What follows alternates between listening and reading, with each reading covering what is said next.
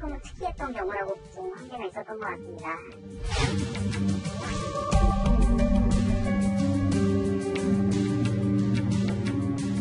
장마 기간조차 대부분의 예보가 틀리고 있기 때문에 기상청에 대한 불신만 높아질 수밖에 없는 것입니다.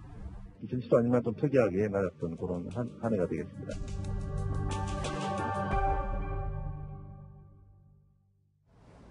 네, 기상청의 일기예보 오보 더 이상 새로울 것도 없는 소식이죠. 그런데 기상청이 그동안 얼마나 자주 오보를 내왔는지 오늘 그 정확한 통계가 새로 나왔습니다. 김태현 변호사, 어떤 통계가 나왔습니까? 일단 기상청의 얘기부터 먼저 말씀드릴게요. 네. 기상청 그동안 뭐라고 그랬냐면 야 우리가 비가 내린다고 해서 비가 온 날, 네. 안 내린다고 해서 안 내린 날 합치면 90%야 이렇게 얘기를 했습니다. 아하. 그런데 보니까요 어떻게 나왔냐면요. 일단 비가 올 거예요라고 예고한 것 중에서요. 5193년, 2012년부터 2016년까지 5년간 통계입니다. 5년간 비가 올 거다라고 하는 게 5193회 예고했는데 그중에서 3228회 비가 왔습니다. 네. 예, 그죠? 정확하게 단자리까지 횟수가 예. 나왔으니 기상청으로서는 뭐 꼼짝만 그렇죠. 해요. 그럼 뭐 세면 되는 거 아니겠습니까? 네. 5년 정도. 그다음 예보 없이 아무런 비 온다는 예보가 없었는데 갑자기 비가 온 게 한 1808회 정도가 됩니다. 그렇군요. 그걸 다 합쳐봤더니 적중률이 90%는 고사하고 반도 안 됐다는 거죠. 46%밖에 안 됐다는 거죠. 네. 그러니까 이제 기상청에 그동안에서도 호언장담하고 실제는 이렇게 많은 차이가 났다는 얘기입니다. 그렇군요. 이렇게 정확하게 통계가 나왔으니 뭐 기상청으로서는 변명의 여지가 없을 것 같은데요. 뭐 또 새로 띄운 위성을 제대로 사용하지 못했다. 뭐 이런 소식도 있는데요. 어떤 소식입니까, 소국장님? 2010년에 이른바 천리안 위성 1호를 이제 발사를 해서 네. 정확한 기상 관측을 위해서 그 당시에 그 위성이 발사가 되면 굉장히 좀 정확도가 높아지지 않을까 많은 국민들이 기대를 했는데 문제는 이제 소프트웨어에 이 위성의 지구 전체의 어떤 위성을 관측하는 그런 소프트웨어는 있었는데 네.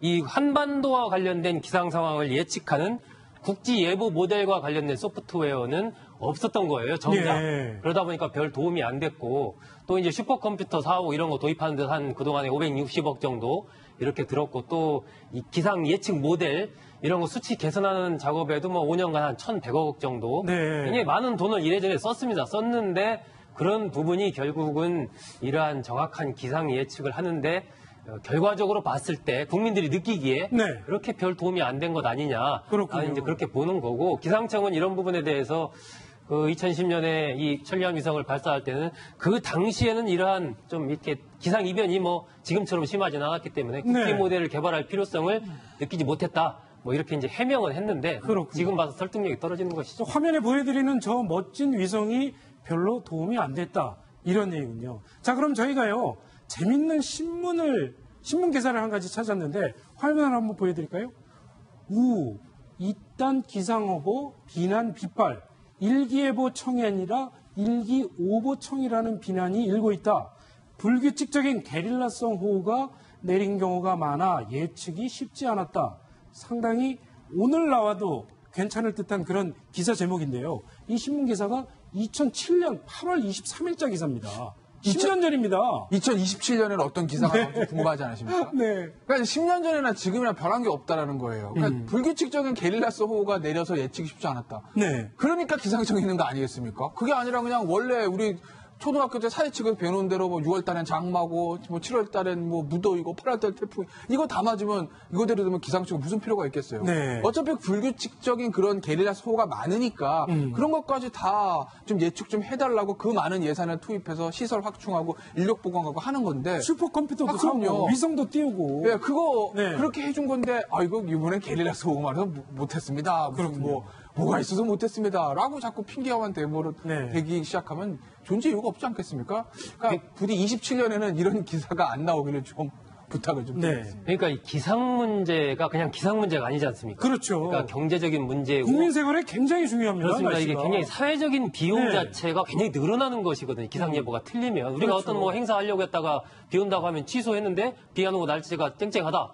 그럼 다음에 또 한 번 해야 되는 것이거든요. 행사를. 네. 이런 식으로 자꾸 이제 비용이 커지는 문제이기 때문에 이 문제를 기상청이 날씨 예보를 틀린다 이런 관점에서 사실은 볼 게 네. 아니고 우리나라 전체의 사회적인 비용의 문제 관점에서 좀 봐가지고 국가적인 차원에서도 이 기상 예보 부분의 정확도를 높이기 위한 다양한 정말 조치나 특단의 어떤 대책 같은 것들을 좀 세워야 될 시점이 아닌가 하는 생각이 듭니다. 그렇죠. 오늘 기상청이 이런 예보를 내놨습니다. 11월까지 상당히 올 가을 날씨가 평년보다 더울 것 같다.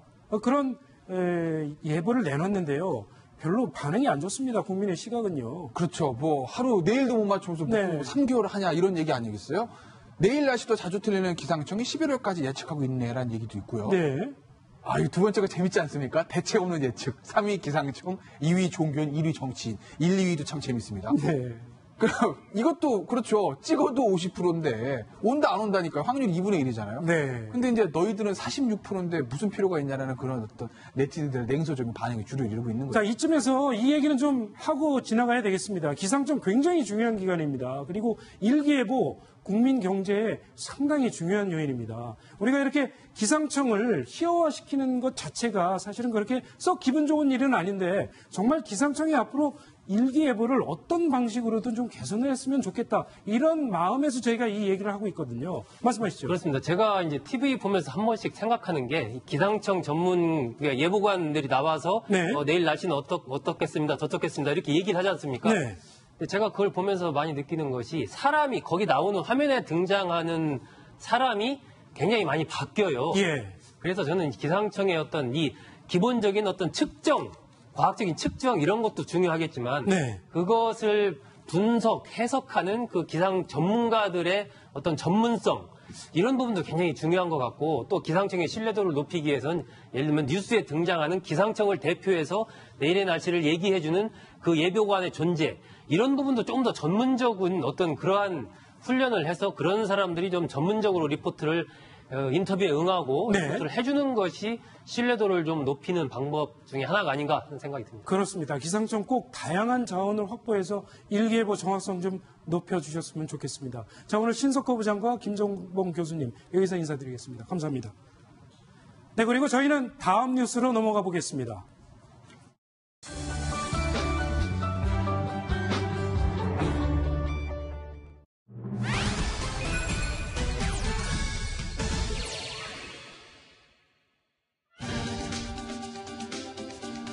네, 오늘 뉴스탑10의 네 번째 소식은 8위입니다. 이번 주제부터는 이재명 동아일보 정책사회부 차장, 박상희 샤론 정신건강연구소 소장 함께합니다. 어서 오십시오. 안녕하십니까? 네, 요즘 주택가에 도심에 뱀이 잇따라 출몰하고 있어서 비상이 걸렸다고 합니다. 어린이집, 학교에까지 나타난다고 하는데요. 김태현 변호사, 예. 도대체 뱀이 어디에 이렇게 자주 나타난다는 겁니까? 그렇죠. 이제 원래는 뱀은 이제 산이나 들뭐 이런 곳에 나타나는 건데 네. 그게 아니라 이제 우리가 제목을 하산으로 붙였듯이 예. 길거리에도 두 채까지 나타나는 거예요. 그러니까 저기 라남용 씨라고요. 네. 양서 파충류를 전문적으로 연구하신 분이 이런 예. 얘기를 했습니다.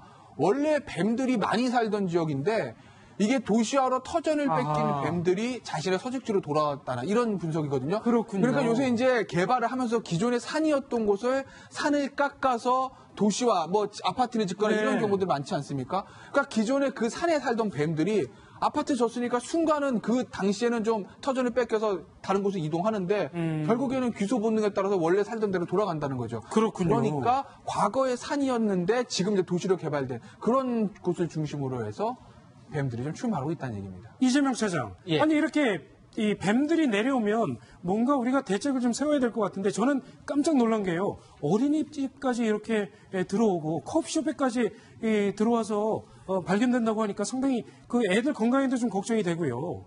그렇습니다. 지금 네. 특히나 이제 폭우가 많이 내리고 있지 않습니까? 폭우가 내리면 뱀들이 아무래도 먹이를 찾아서 낮은 곳에 내려오게 되어 있습니다. 네. 그러다 보니까 도심의 출몰이 잦은 건데요. 이 뱀들이 출현하면 사실 굉장히 두렵습니다. 이게 뱀이 이제 특히나 독이 가진 뱀들이 많기 때문에. 네. 근데 뭐 이거 다른 대처 방법이 없습니다. 어쨌든 뱀을 조심해야 되는 거고요. 만약에 물렸을 경우는 바로 병원에 가는 방법 말고는 특별한 게 없기 때문에 네. 더욱 주의가 필요한 것 같습니다. 그렇군요.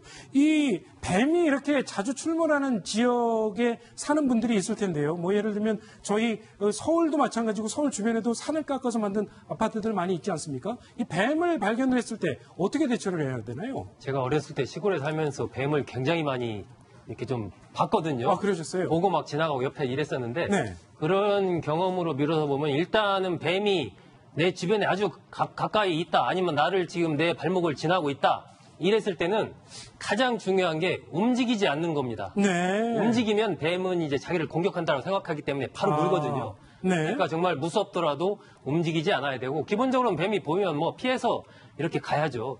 그럼에도 만약에 물렸다, 독사에게 물렸다 그러면은 일단 물린 부위에서 좀 위쪽을 뭐 손수건이라든지 그런 것이 있으면 그걸 꺼내서 이렇게 꽉 묶어가지고 네. 물린 독이 그 위쪽으로 다른 부위로 퍼지지 않도록 그렇게 해야 되고 그 물린 부위 자체가 신장보다 좀 낮은 쪽에 유지를 하는 거 이런 부분이 중요하고요. 과거에 시골에서 어르신들 보면은 물렸다 그러면 네. 대개 거기를 이제 낫 같은 걸 뭘 가지고 있다 그런 작업을 하다가 물렸다 그러면은 그 물린 부위를 이렇게 잽니다. 네. 째가지고 입에 어떤 상처 같은 게 없는 사람은 그걸 이렇게 빨아서 뱉어내는 거죠. 자. 그러면서 이제 그렇군요. 응급 조치를 하곤 했습니다. 저희가요, 요즘 뱀이 하도 자주 출몰을 하니까 온라인 커뮤니티 같은 데서 이렇게 뱀을 찾는 방법, 또 뱀이 나타났을 때 대처하는 방법, 뭐 이런 글들이 올라오고 있는데 저희가 사진을 한 장 찾아봤습니다. 자, 저희가 이 낙엽이 쌓여있는 이런 사진을 한 장 찾았습니다. 이 안에 뱀이 있습니다. 찾아보십시오. 김태현 변호사. 저기요. 그럼 어딘지 아시겠어요? 저기 보이는데요? 여기 어딘가 있군요. 자, 그럼 어디 있는지 사진 한번 보여드리겠습니다. 보여주시죠. 박 소장님, 여기에 뱀이 있다고 합니다. 저는 사실은 솔직히 말씀드리면 여기서 봐도 잘 안 보이는데요. 네. 아니, 이런 뱀이 나타난 걸 어떻게 찾아서 도망다니고 대처를 하고 할 수 있겠습니까? 잘 안 보이네요. 저게 이제 가을 같은, 저건 이제 사진이 가을이잖아요. 네.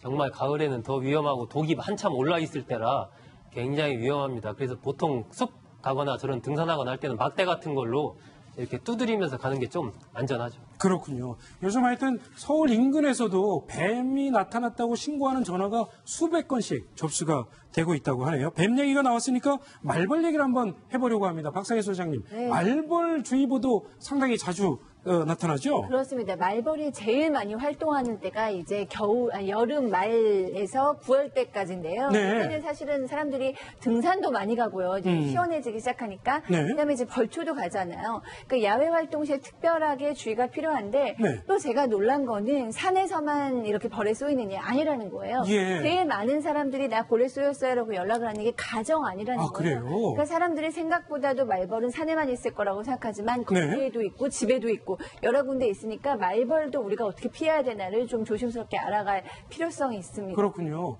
김태현 변호사 혹시 벌초 다니시면서 말벌에 쏘인 적 없으십니까? 저는 벌초 다니면서 쏜 적은 없고 어릴 때 제가 한번 쏘여본 적 아, 그래요? 네. 어릴 때 냇가에 놀러가가지고 돌에 앉았는데 뭐가 따끔해서 보니까 거기 벌이 있었더라고요. 아, 그냥 가만히 앉아있는데 와서 쐈군요. 그러니까 제가 벌 있는 데를 앉은 거죠. 아, 벌도 죽고 네. 저는 쏘이고. 너무 조심하셨어야 억울하지 되는데. 않습니까? 예. 근데 벌에 잘 안 쏘이기 위해서는 또 네. 벌에 쏘였을 때 어떻게 대처를 해야 됩니까? 일단 뭐 벌 안 쏘면 벌을 있는데 벌집 가까이 안 가는 게 제일 좋겠죠. 그렇겠죠. 근데 이제 산리에 갔을 때 이제 벌들이 공격을 받는 경우도 있다고 하니까 예. 그때는 전문가들 말에 따르면은 밝은 색이나 흰색 옷을 입으라는 겁니다. 그렇군요. 짙은 색 옷을 입지 말라는 게 전문가들의 조언이 아, 있었고요. 검은색이나 예. 짙은 갈색 이런 거는 말벌의 공격성이 높아진다. 네. 그리고 결국 이제 그럼에도 불구하고 이제 벌이 쏘였을 때의 대처법인데 네. 일단은 뭐 119를 불러서 병원에 가는 게 말벌 같은 경우 제일 좋지만 그 전에 일단 응급처치를 해야 되지 않겠습니까? 네. 먼저 벌침을 뽑아야 됩니다. 근데 벌침이 이게 손으로 안 뽑히니까요. 저는 네. 어렸을 때 어떻게 뽑았는지 기억은 안 나지만요. 예. 일단 핀셋으로 벌침을 이렇게 잡아서 뽑으면 되는데 핀셋이 별로 없잖아요. 산에 그렇죠. 갈 때.